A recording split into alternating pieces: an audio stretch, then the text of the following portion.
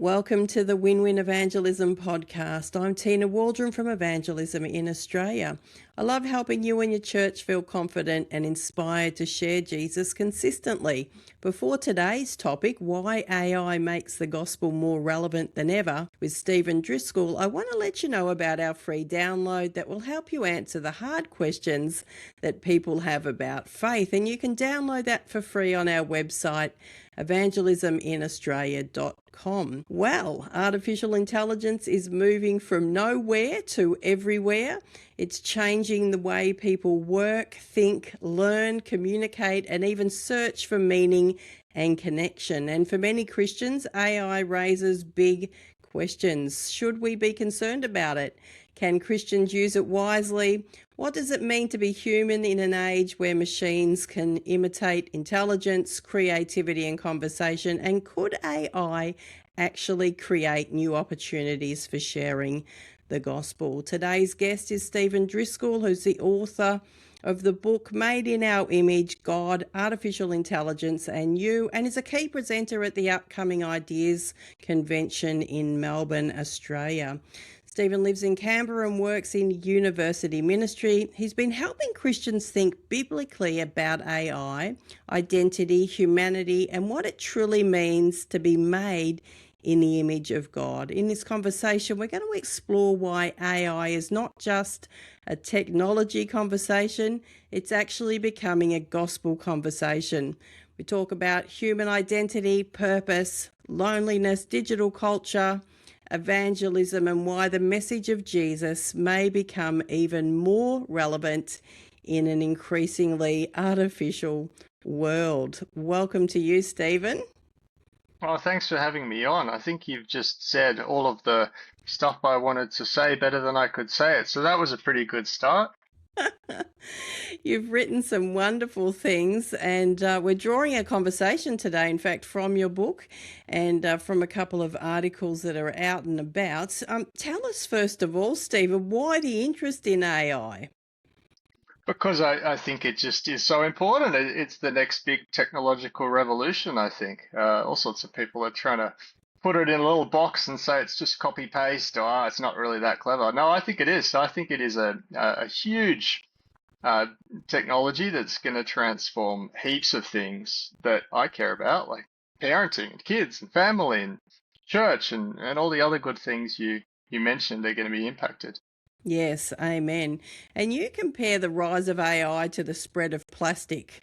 So going from nowhere to everywhere very quickly. Why is AI such a significant cultural moment for Christians to pay attention to?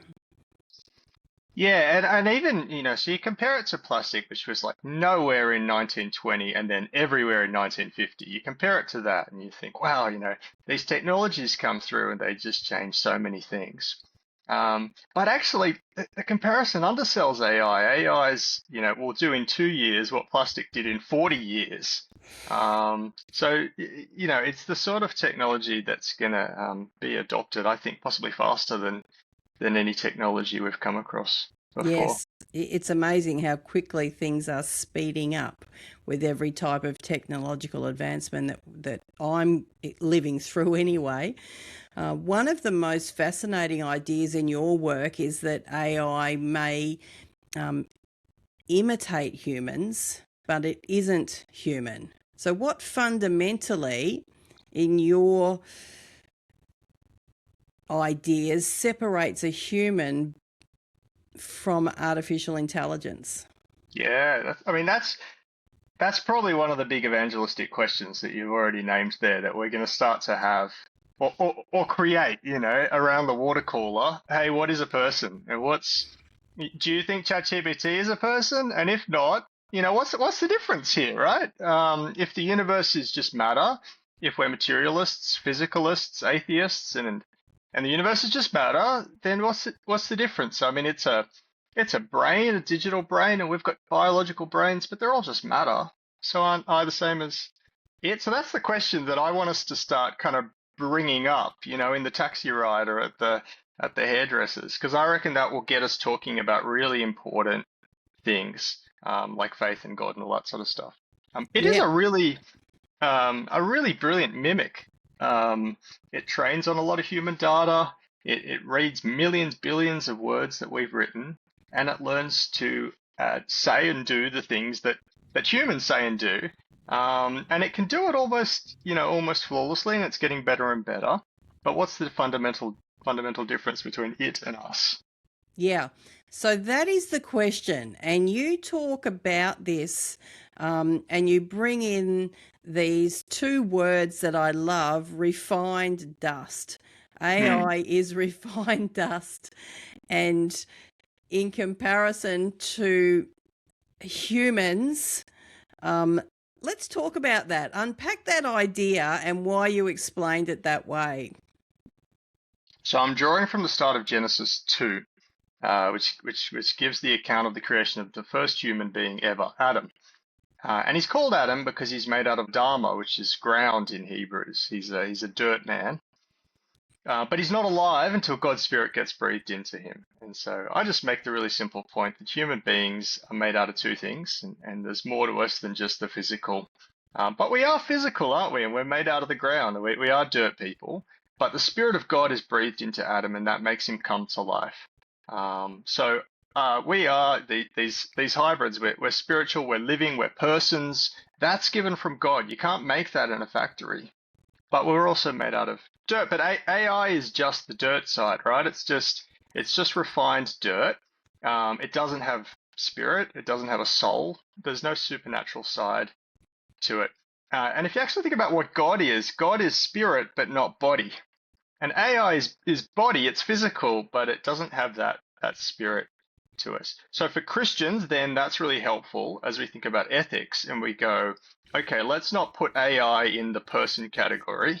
And let's remember that it is a machine, a very impressive machine, but a machine. But that's helpful for Christians. Then the challenge for non-Christians is, what category are you guys putting it in? Because it doesn't seem to fit their categories very well, I would say. Do they want to put it in the person category? Well, there's a few that are doing that. Richard Dawkins a few weeks ago said that he thinks Claude, which is one of the AI models, he thinks Claude is conscious. So he thinks it's on its way to being a person. And I find that so odd. So I just think Christians have an answer here that's common sense. And it's sort of, oh yeah, that makes sense. ChatGPT is not a person. Yeah, okay, I get that. And then we explain it on the basis of God's spirit and the supernatural side of personhood. Yeah, so that is 100% the defining difference, isn't it? When God breathed his life into the dirt, so to speak, when we became human, that is the defining piece. So could you see yourself, working with university students and casually having that discussion around AI? Like, is it a great intersective point right now to be having with non-Christians? I think it is. Yeah, I think it is. You get the topics you get, right? You're in 2026. Well, you've got AI. So what are you going to do with it? And it may not be the best possible topic, but it is the current topic. It's gonna come up in every second, dinner or Christmas lunch or water cooler discussions coming up at the barbers. So what are we going to do with it? Well, let's figure out how to get from that topic onto things that matter. Because there's all sorts of things we could talk about that don't really matter, right? That aren't going to lead to God. So how do we get to God? Yeah, I love how you've made that distinction, that refined dust and making that distinction of God's breath that makes people human. It's just you've made it a bit of a no-brainer for me to actually raise that when you're having the AI discussion. Hey, there is a big difference here. This is the difference from a creation point of view. How have you found that's gone, like with people when that's been raised? Yeah, and you can I think it actually helps to open the Bible and to show that it's not just your opinion, that you're just saying what you're saying because you're drawing on biblical wisdom. It's there. I think it's chapter 2, verse 6 or 2 verse 7. And it says, that Adam's made out of two things. And you go, this helps me to think about AI. And people then become very impressed by the Bible rather than just your arguments, because you're actually saying this ancient book, which was written so long ago, It's helping me to understand AI better than you. We've got a framework, and a lot of people just don't even know what to do. So I think that's great. Yeah, look, I think it's a really helpful conversation, and I've done this a lot of the time. I do it in front of a crowd, so I don't always get to have the follow-up conversations and to see where it goes. But we've done lots of different evangelistic events where you actually use AI to then talk about things that matter more than AI. Yeah, so good. It's so great having this discussion. Personally, I can't wait to hear what you have to say at the convention, the Ideas Convention coming up. That's going to be very exciting. But as AI becomes more intelligent and creative, why do you think people are beginning to wrestle more deeply with questions around identity, meaning, and purpose? Yeah, because I think it is one of the most traumatic shocks in modern history, at least, to our sense of identity, meaning, and purpose, as you say. I mean, AI is coming for all sorts of things we hold dear. It's coming for our employment. I mean, that's a huge part of our identity. It's coming for our sense of superiority, our sense that intelligence and creativity and all these sort of things matter.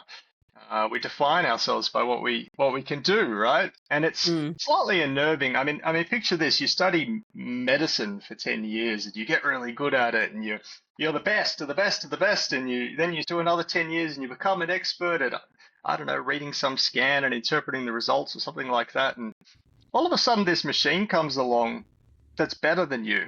Now, I'm not saying we're there right now, but maybe we will get to that point soon. And that's happening in so many different careers. The sense that, oh, I could just click a button and I could have something that does what I do, but better. So there's a massive identity shock that's hitting a lot of white collar workers already. We did an event with City Bible Forum where we had several hundred white collar workers, and we asked them, "How's it hitting you?" Um, and every single one of them in the poll said that it is hitting them. It was just a question of how hard, and a lot of people were saying their work was already being transformed. About a quarter of workers were saying, "Yep, we're already facing transformation." yeah. Amazing. It is super confronting actually for people. I even had a conversation with someone in the workspace, and I could sense that they were unnerved. Am I going to lose my job? Will you Mm. need me to do as many hours of Yeah. work? Things like that coming up. So yeah, it's raising a lot of things, and it's a great opportunity for us right now. Let's talk about Christians being able to use conversations more about AI as a bridge into gospel conversations, and what it truly means to be made in the image of God. Tell me what you think about that. Yeah, I guess it's exposing that our culture, in a sense, has drifted into a very bottom-up way of thinking about identity, where, you know, your identity is based on what you can do, what you choose, and then what you do. And you have to establish it. You've got to create your identity in the world. Why are you valuable? Oh, because of this, and so on that I've done, and I'm making my identity bottom up.